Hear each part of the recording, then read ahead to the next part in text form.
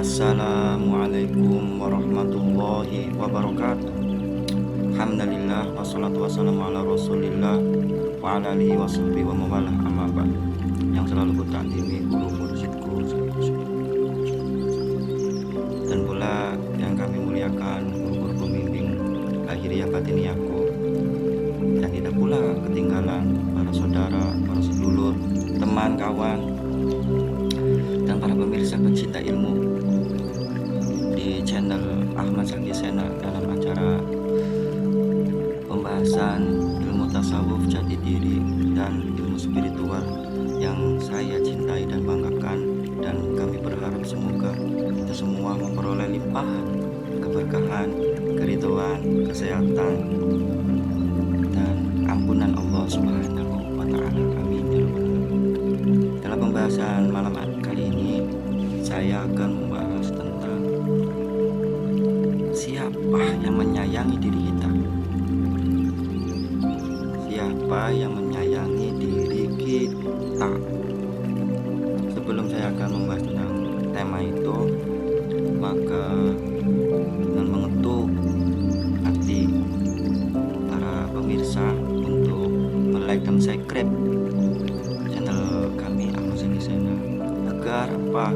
Agar terhubung, agar selalu terkoneksi, sehingga satu, bisa meramaikan khasanah keilmuan, kedua, saya lebih semangat, ketiga, kalau ada pembahasan yang baru akan cepat muncul gitu ya. Oke, saya akan membahas tentang siapa yang menyayangi diri kita. Pertanyaannya, jawab. Saya sendiri yang jawab, yang namanya pembahasan ya. Apakah istri, apakah anak, apakah orang lain? Ternyata yang lebih awal menyayangi diri kita itu yang harus kita lakukan ya diri kita sendiri. Siapa yang menyayangi diri kita? Ya diri kita sendiri ya. Kalau bukan diri kita sendiri, siapa yang mau kita andalkan untuk menyayangi diri kita? Bagaimana dalam ayat Al-Quran itu dijelaskan dalam surat At-Tahrim ayat 6 yang berbunyi demikian. Bismillahirrahmanirrahim.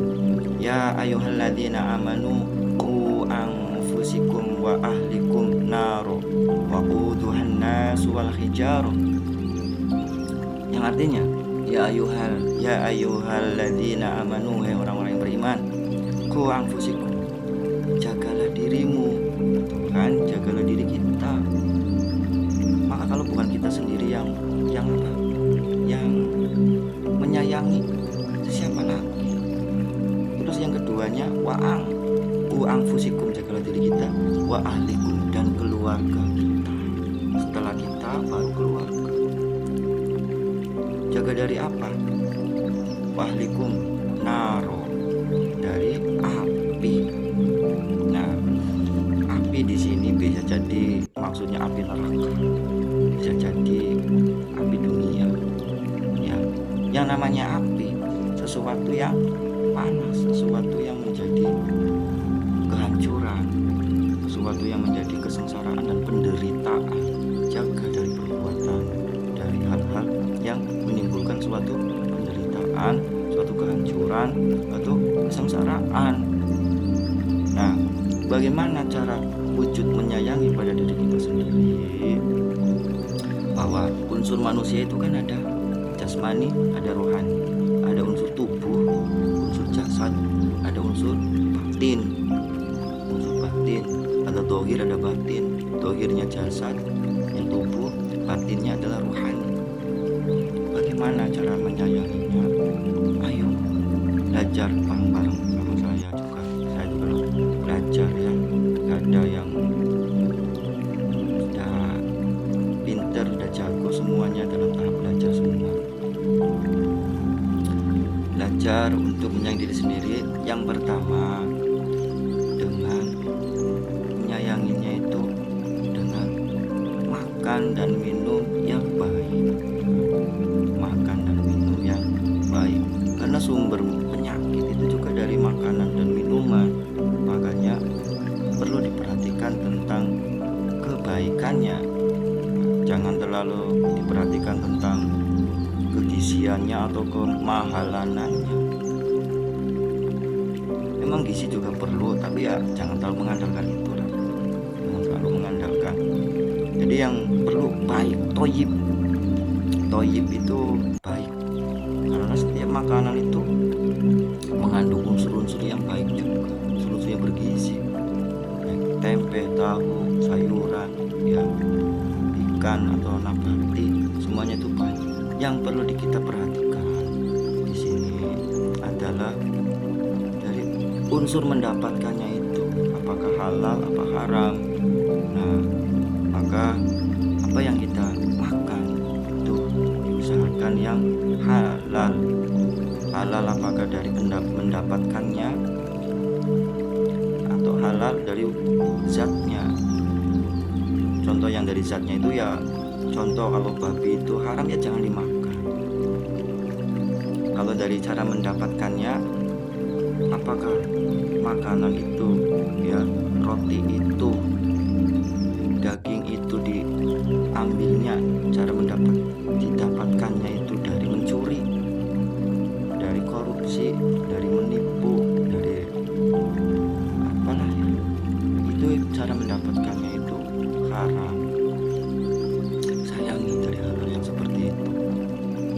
Terus pun pula jangan berlebihan, karena sesuatu yang berlebihan itu nggak baik. Sesuatu yang berlebihan itu nggak baik. Dan pula jangan terlalu makanan yang sifatnya itu bersifat banyak zat kimianya atau instan itu ya, fermentasi atau ada pengawet lah seperti itu. Kurangilah atau kalau perlu jangan.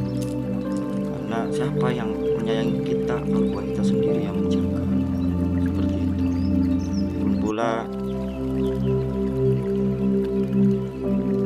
harus kita perhatikan tentang tadi cara mendapatkannya dan cara etikanya.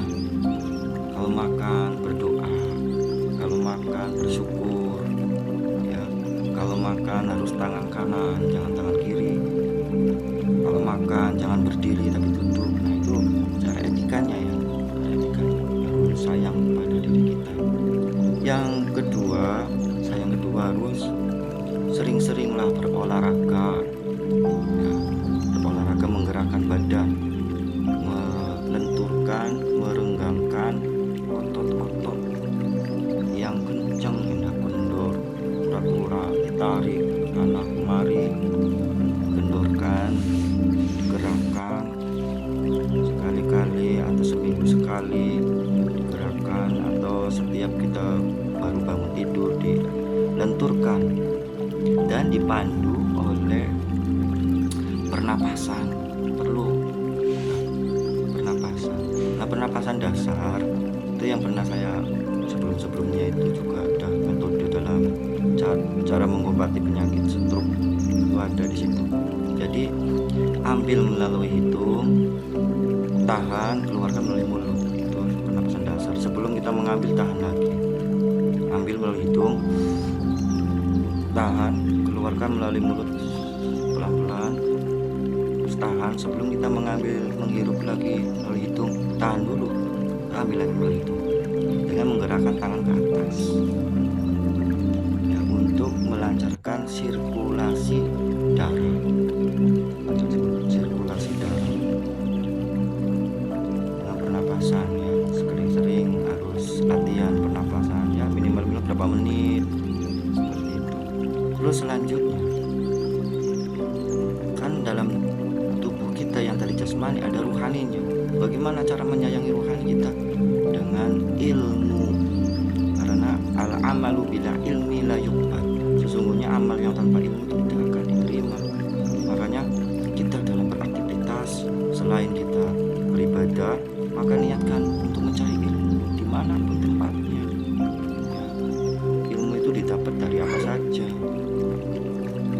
Jadi kalau kita sayang kepada diri kita, dalam unsur rohaniannya itu adalah selalu dalam pencarian ilmu. Ya, jangan menghina ilmu orang lain. Apapun bisa menjadi pengetahuan dari siapapun, dari orang sekecil apapun, dari peristiwa kejadian apapun, jadikanlah itu adalah suatu pencarian thalabul ilmi. Kita ambil hikmahnya untuk dijadikan dasar daripada amal. Amal yang berdasarkan ilmu itu akan kuat, akan makbul oleh Allah Subhanahu wa ta'ala, sampai Allah Subhanahu wa ta'ala. Jadi kita selalu untuk mencari ilmu agar ruhaniyah kita itu kuat, sehat. Yang kedua dalam sayang kepada ruhani itu adalah dengan amal soleh, dengan melakukan kebaikan, karena yang nanti akan menolong, akan membantu, menemani kita dikala tidak ada yang bisa menolong adalah amal kebaikan kita sendiri, amal kebaikan kita sendiri yang akan menjadi suatu aura pertolongan kita nanti. Jadi kalau kita sayang kepada diri kita, maka kita kerjakan amal soleh. Amal soleh itu adalah amal kebaikan, baik berhubungan dengan Allah, baik berhubungan dengan sesama manusia. Kalau kita belum bisa berbuat baik kepada manusia, minimal jangan sampai kita merugikan atau menyakiti orang lain. Nah, jadi kalau kita berbuat amal soleh itu akan dari auranya atau pahalanya itu akan menguatkan ruhani kita, akan menjadi sehat ruhani kita. Segala amal ibadah kebaikan dengan mengharap ridha Allah itu akan menguatkan ruhani kita dan akan membantu, akan menolong nantinya pada suatu saat, suatu masa, suatu hari di mana tidak ada pertolongan kecuali dengan ditemani oleh amal soleh. Akan mendapatkan sayang kepada diri kita.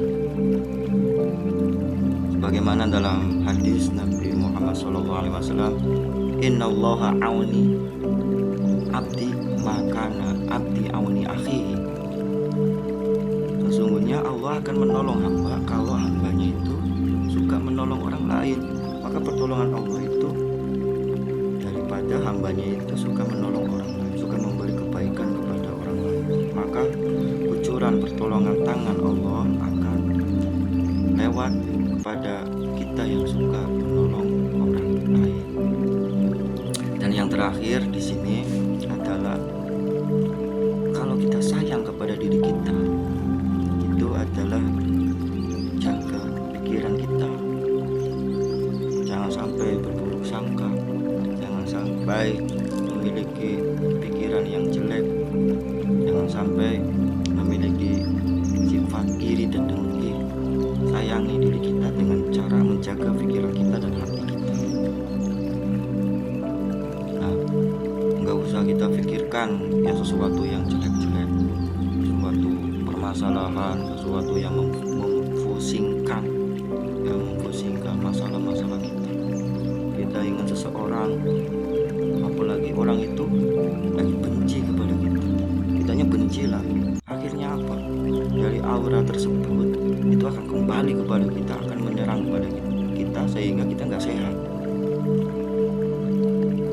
Beda kalau kita itu ingatnya kepada orang soleh, orang solehnya itu sedang berzikir kepada Allah sehingga akan mendapatkan kedamaian.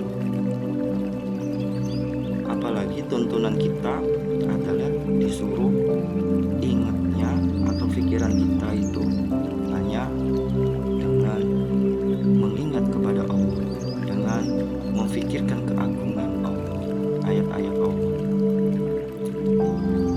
Karena apa? Ana inda dzoni abdi wa ana ma'ahu idza dzakaroni.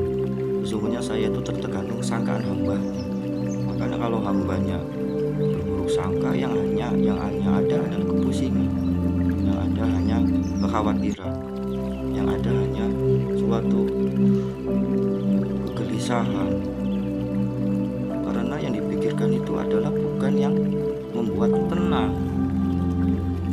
Yang membuat tenang itu adalah alladzina amanu wa tatma'innu qulubuhum bi dzikrillah.